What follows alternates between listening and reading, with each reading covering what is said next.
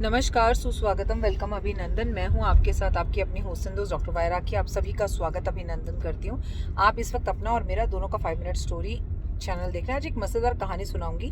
कहानी उन औरतों के लिए जो अपने पति की बात सुनती हैं और कई बार उन्हें लगता है कि वो अपने पति की बात सुनकर गलत कर रही हैं। उन्हें अपने पति की बात नहीं सुननी चाहिए। तो बात है एक गाँव की। एक गाँव में एक औरत झाड़ू लगा रही थी।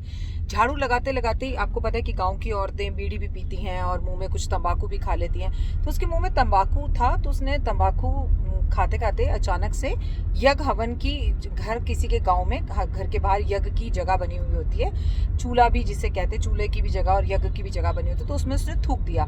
उसने जान के नहीं थूका, उसने गलती से थूक दिया।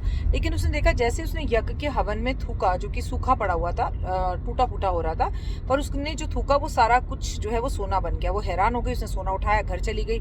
धीरे धीरे वो बहुत अमीर होने लग गई। ये बात गाँव के सभी लोगों को पता लगी। अब सभी महिलाएं जो गुटखा नहीं भी खाती थी वो भी गुटखा खाकर अब वो यज्ञ हवन में थूकने लगी और उनका जो वो थूकती तो वो सोना बन जाता, घर ले जाती। धीरे धीरे पूरा गांव जो है वो अमीर हो गया। केवल एक महिला ऐसी थी जो ये काम नहीं करती थी। तो बाकी महिलाओं ने कहा तू क्यों नहीं करती? तो उसने बोला मैं अपने पति के आगे के बिना कुछ नहीं करती और जहां तक मैं जानती हूँ मेरे पति मुझे ये काम करने की आज्ञा कभी नहीं देंगे। तो उन्होंने बोला तो एक बार पूछ तो ले।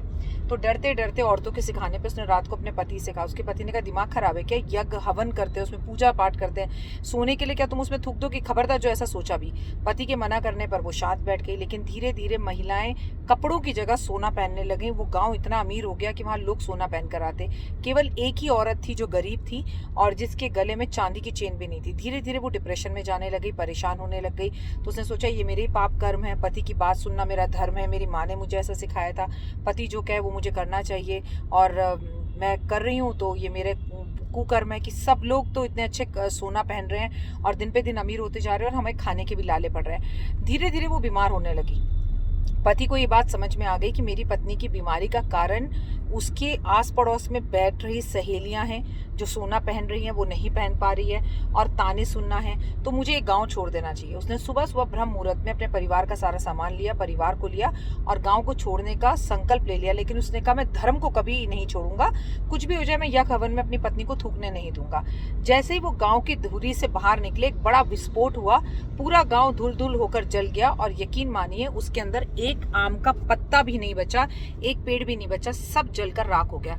इतने में यज्ञ देवता उन दोनों के सामने, पति पत्नी के सामने प्रकट हुए और बोले कि वो गांव बचा हुआ था तो सिर्फ तुम्हारे धर्म आचरण की वजह से बचा हुआ था। कई बार कहते हैं ना, करता है तू श्याम मेरा नाम हो रहा है। भगवान इतने प्रसन्न हुए, गांव के भारी उन्हें बड़ा कोठी मकान घर दिया और बोला लालच में आकर जो पूरे गांव ने किया वो तुमने नहीं किया, इसलिए मैं तुमसे प्रसन्न हूँ और जो कर्म लोगों ने किए इसकी वजह से उनकी जान गई, ये भी तुम देख पा रहे हो। तो कई बार हो सकता है आपका जीवन साथी गलत हो, आपको किसी चीज के लिए वो मना कर रहे हो, लेकिन अगर आपके बड़े बुजुर्ग जीवन साथी, पति या पत्नी किसी कार्य के लिए आपको मना कर रहे हैं तो उसे जरूर सुनिए। उसके पीछे बात होगी जो आपको देर में समझ में आएगी। और धर्म का आचरण कभी नहीं छोड़िए। जो अपने धर्म को पैसे के लिए छोड़ दे वो धर्म ही क्या। कहानी कैसी लगी जरूर बताइएगा, कमेंट्स में जय माता दी लिखेगा। फिलहाल दीजिए इजाजत, नमस्कार।